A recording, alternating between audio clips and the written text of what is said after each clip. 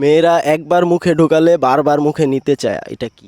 বারবার মুখে নিতে চায় ভাই, এটা তো মজার জিনিস। বারবার তো ভাই মুখে নিবই, কারণ বারবার মুখে যতবার নিব ততবার ভাই মজা পাইবো। মজা আমরাও পাইবো, আপনারাও পাইবেন।